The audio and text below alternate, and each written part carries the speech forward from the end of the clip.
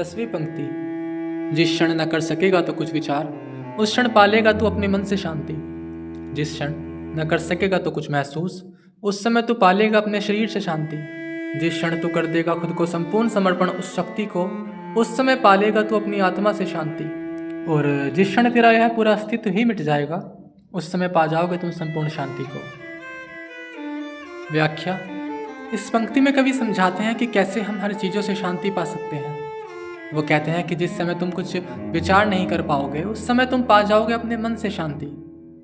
और जिस समय तुम न कर पाओगे कुछ महसूस, उस समय तुम पा जाओगे अपने शरीर से शांति। जिस समय हो जाओगे तुम हर एक चीज़ से संतुष्ट और समर्पण कर दोगे खुद को उस शक्ति को, उस समय पालोगे तुम अपनी आत्मा से शांति। और जिस समय मिट जाएगा तुम्हारा पूरा अस्तित्व भी, उस समय पा जाओगे तुम स्वयं उस संपूर्ण शांति को। Explanation. In this line, the poet explains how we can attain peace from every aspect of our being.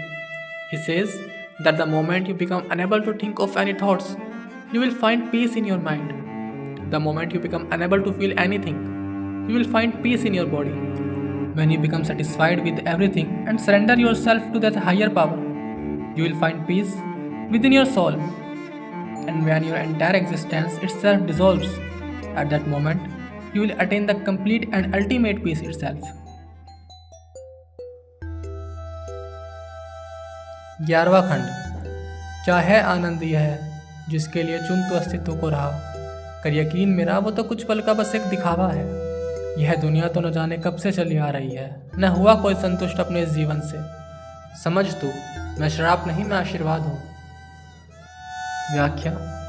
मैं वास्तव में चकित हूँ यह सोचकर कि लोग कुछ देर के आनंद के लिए चुन रहे हैं अपने अस्तित्व को, जबकि अस्तित्व के परे ही हम परम सुख को पा सकते हैं। यह जानते हुए भी कि न हुआ कोई संतुष्ट अपने इस जीवन से, और जो हो गए संतुष्ट अपने इस जीवन से, वो न आए लौट कर दोबारा इस धरती पर, वो समा गए बस उस शांति में।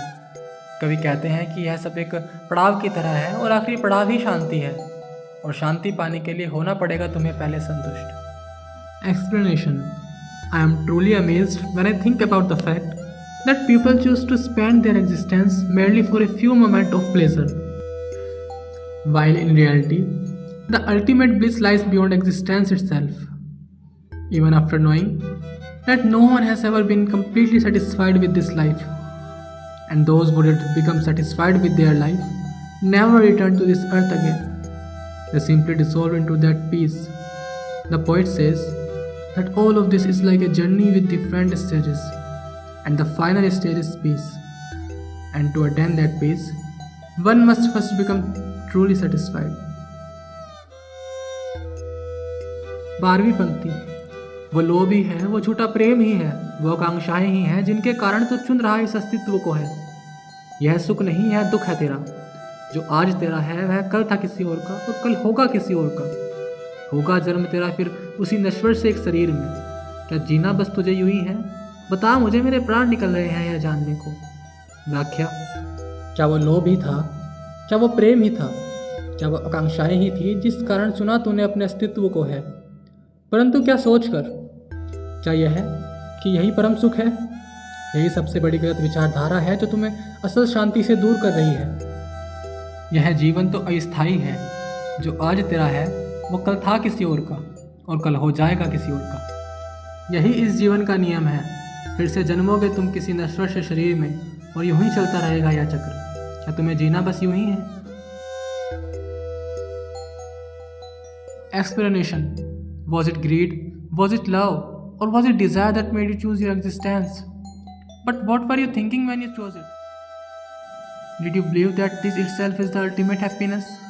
This is the greatest misconception that keeps you away from the true peace. This life is temporary. What is yours today belonged to someone else yesterday, and tomorrow it will be belong to someone else. That is the rule of this life. You will be born again in another mortal body, and this cycle will continue in the same way. Now the question is, do you really want to keep living like this forever? 13वीं पंक्ति। जितना जीवन बचा मेरा, यह जी लेता हूँ सुख के साथ। जन्म ले ही लिया तो जीऊँगा एक सुखमय सा जीवन।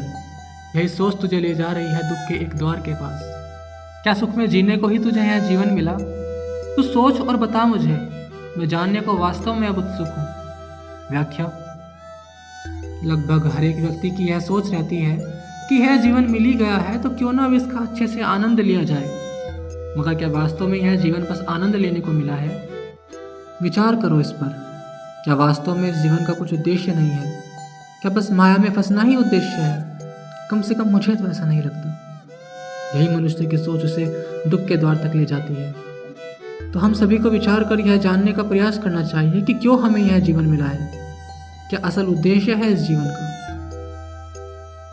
Explanation: almost every person thinks, since we have received this life, why not enjoying it as much as possible? But is life truly meant only for enjoyment? Think about it for a moment. Is there no purpose for this life? Is getting trapped in illusion the only objective? At least I do not believe so. This very way of thinking ultimately leads human being towards suffering. Therefore, we should all reflect and try to understand why we have been given this life. What is the true purpose of this life? 14वीं पंक्ति: यह जीवन मिला मुक्त होने को तुझे, जो भटक रहा तो शरीरों में है, अब साथ छोड़ने का इनको मिला तुझे यह जीवन है, पर कर रहा तू व्यर्थ है इसे।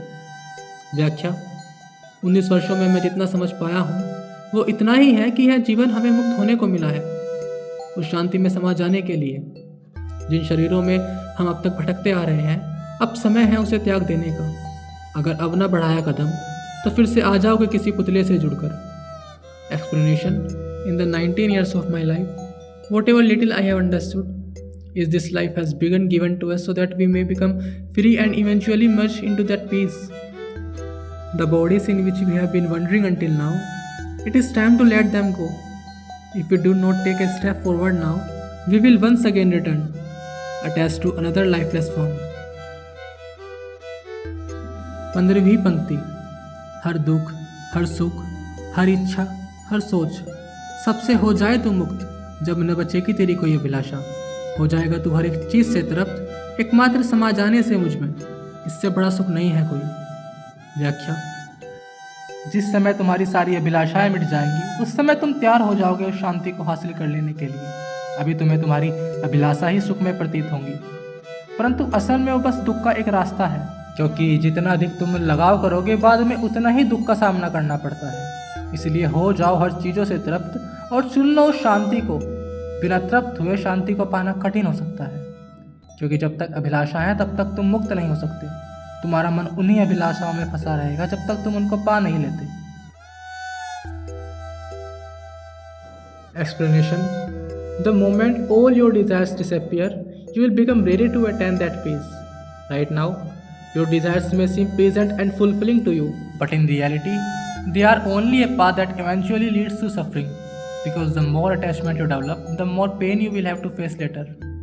Therefore, become satisfied with everything and choose that peace. Without inner contentment, attaining peace can be difficult. As long as desires exist, you cannot truly be free. Your mind will remain trapped in those desires until you obtain them. कवि कहते हैं, जब मनुष्य असल दुख का एहसास करता है तो वो शांति चाहता है, और जैसे जैसे दुख बढ़ता चला जाता है मनुष्य की उतनी ही शांति के करीब जाने की तीव्रता से इच्छा होने लग जाती है, ताकि वो अपने दुखों से दूर हो सके। मगर अनजान मनुष्य शांति की चाह में खुद को मार डालता है, यह सोचकर कि मरने के बाद मैं इन दुखों से मुक्त हो जाऊंगा और शांति में समा जाऊंगा। मगर ऐसा करने से न तो कोई मुक्ति को मिल पाया है और न मिल पाएगा। यह जीवन एक अवसर की तरह है, जिसका हमें सही इस्तेमाल करके इंसानी जीवन से मुक्त होने का रास्ता ढूंढना चाहिए और यह पता करना चाहिए कि क्यों हमें यह जीवन मिला है। यही जीवन का उद्देश्य है, कम से कम मेरी नज़रों में तो। This life is like an opportunity, we should use it properly and search for the path that frees us from the cycle of human existence. We should try to understand why this life has been given to us. In my view, that itself is the purpose of life.